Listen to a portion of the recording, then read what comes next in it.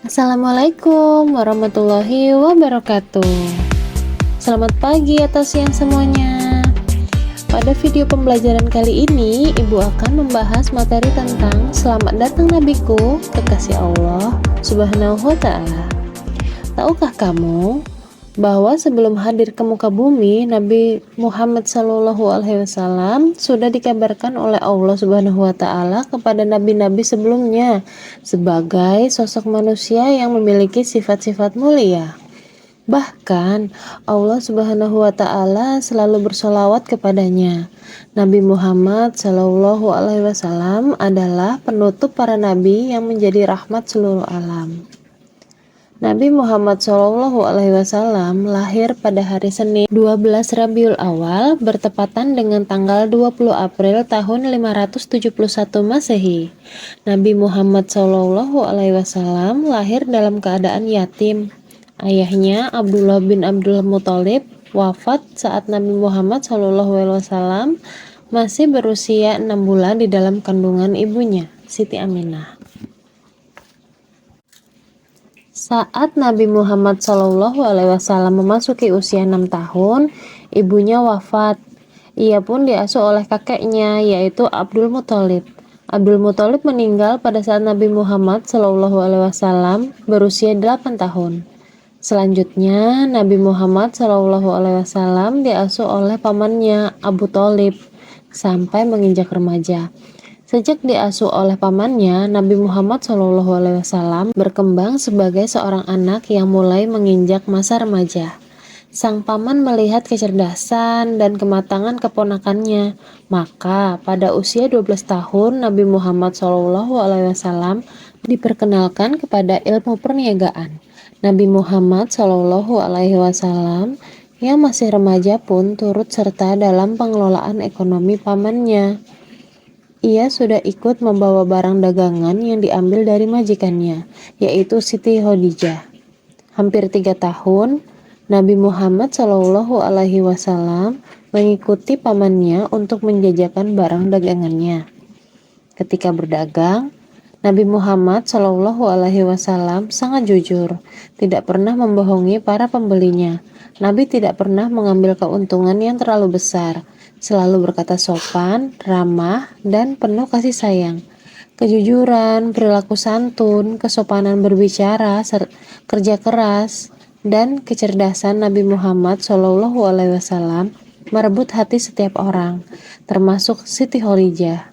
Pertama-tama, ia meminta Nabi Muhammad SAW untuk memasarkan barang dagangannya ke Syria. Hasilnya luar biasa.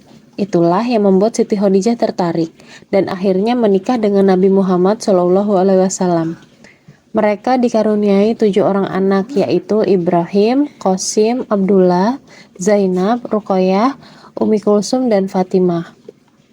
Nabi Muhammad SAW merasakan keresahan atas perilaku yang dialami oleh masyarakat Arab yang sudah tahu dari nilai-nilai kebenaran. Kemudian Nabi Muhammad SAW melakukan uzlah, yaitu mengasingkan diri di Gua Hira. Hal ini dilakukan oleh beliau berkali-kali. Maka tepat pada tanggal 17 Ramadan tahun ke-40 dari kelahirannya, Nabi didatangi Jibril dan menerima wahyu pertama, yaitu Quran Surat Al-Alaq ayat 1-5, yang artinya, bacalah dengan menyebut nama Tuhanmu yang menciptakan. Dia telah menciptakan manusia dari segumpal darah. Bacalah, dan Tuhanmu lah yang maha mulia, yang mengajarkan manusia dengan perantara kolam. Dia mengajarkan kepada manusia apa yang tidak diketahuinya. Lalu muncul wahyu berikutnya. Wahai orang yang berkumpul, berselimut, bangunlah. Lalu berikanlah peringatan, dan agungkanlah Tuhanmu, dan bersihkanlah pakaianmu, dan tinggalkanlah segala perbuatan yang keji, dan janganlah engkau Muhammad memberi dengan maksud memperoleh balasan yang lebih banyak, dan karena Tuhanmu bersabarlah. Dengan turunnya wahyu yang kedua, yaitu Quran Surat Al-Mudaththir ayat 1-7, Rasulullah SAW mulai berdakwah secara sembunyi-sembunyi. Nabi mengajak orang-orang yang terdekat dengannya, tujuannya agar mereka lebih dulu percaya kepada seruannya. dan mengikutinya.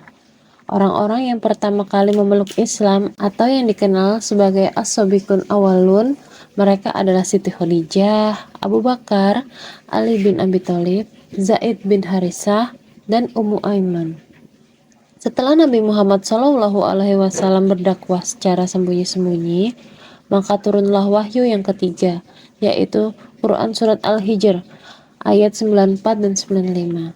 Maka sampaikanlah olehmu secara terang-terangan segala apa yang diperintahkan kepadamu, dan berpalinglah dari orang-orang yang musyrik. Sesungguhnya kami memelihara daripada kejahatan orang-orang yang memperolok-olokkan kamu. Kemudian Nabi Muhammad SAW menerima wahyu lagi.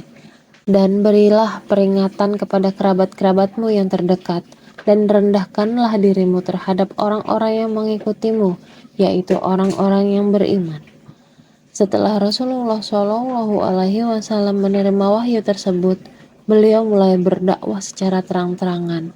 Pertama-tama, Nabi mengumpulkan seluruh sanak keluarganya di kaki Gunung Safa untuk mengajak mereka beriman kepada Allah Subhanahu wa Ta'ala.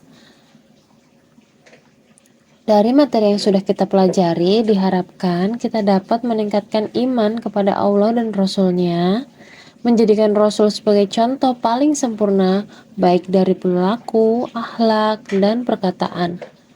Meningkatkan kecintaan kita pada Rasulullah SAW. Terima kasih. Wassalamualaikum warahmatullahi wabarakatuh.